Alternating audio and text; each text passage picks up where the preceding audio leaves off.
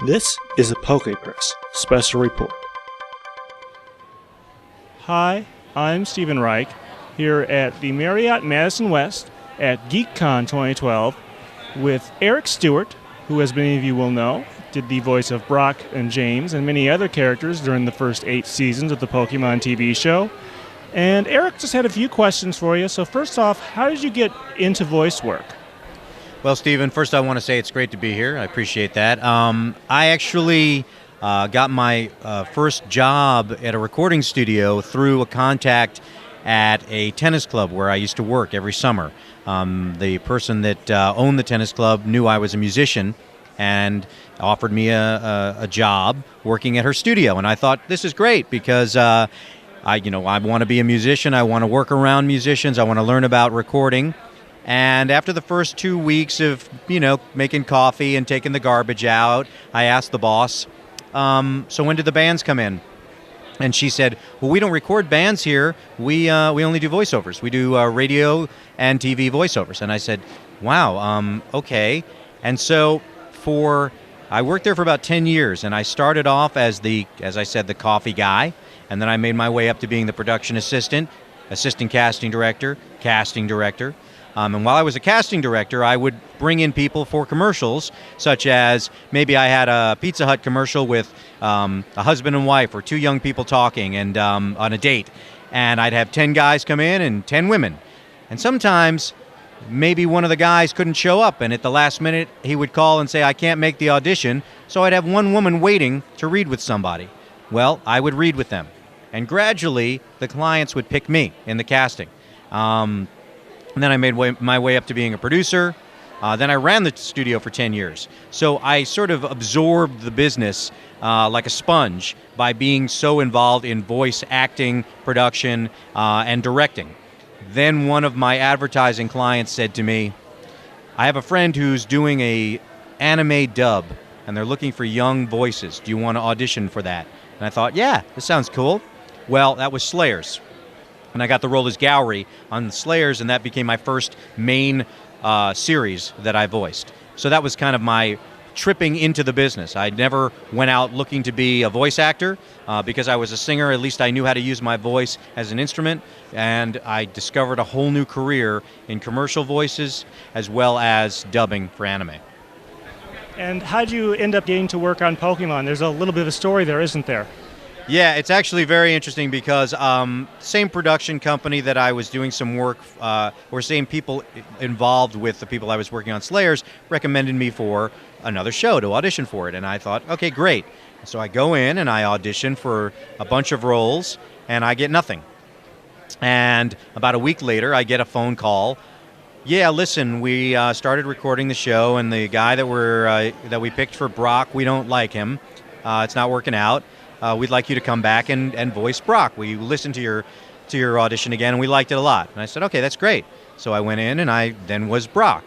Then a friend of mine who was playing James, who is a stage actor as well, was offered a role in a production where he could travel and be in this play.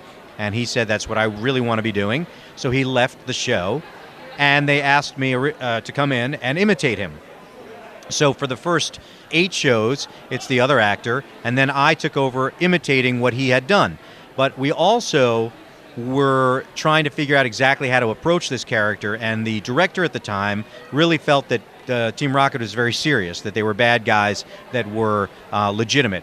And I was getting a sense that there was more comedy involved. So as certain things were revealed, like some of the ridiculous outfits they would dress up in, it became very apparent that they were the comic relief of the show.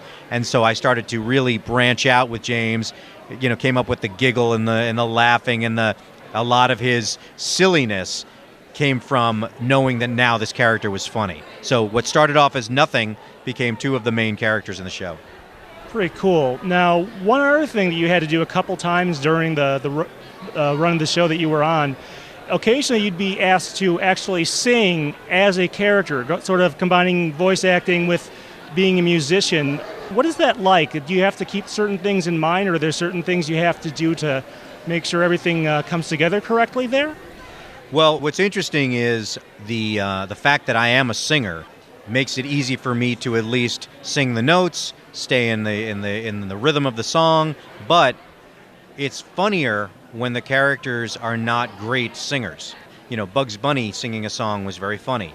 So I had to sort of approach the characters more as the characters than Eric Stuart, the singer. So I tried not to make it great. I tried to make it funny, but not dead on. Because otherwise I would end up gravitating towards singing like my real voice and get away from the character.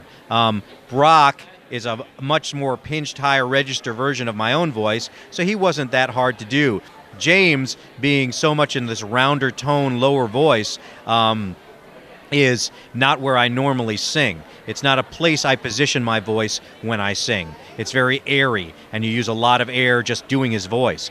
That's not how I would sing. So that became a little bit more difficult, but yet I approached singing like James like I was either David Bowie or Tim Curry. I felt like that was kind of that sort of warm-toned approach. But there were actors that were asked to do some of the singing on the shows that were not singers, that had no real musical background, and they had a hard time because they wanted to stay in character, but they also had a hard time finding pitch and feeling the tempo of the song. So I must say that I had it a little easier being a singer.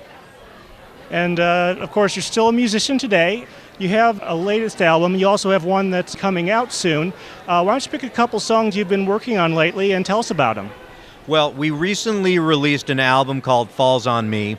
The title track, Falls on Me, is a great song. There's another great song on that album that I'm very proud of called The Worst Is Yet to Come. It's a very pop rock album. All the songs on there are real sort of tight little 3-minute songs.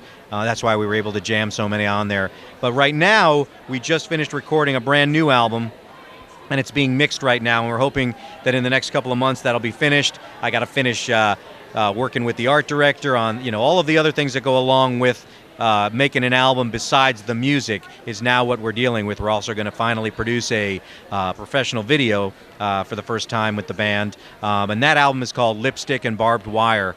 The name of the band is the Eric Stuart Band, and you can find our music on iTunes, or if you want to order CDs directly from me, ericstuart.com.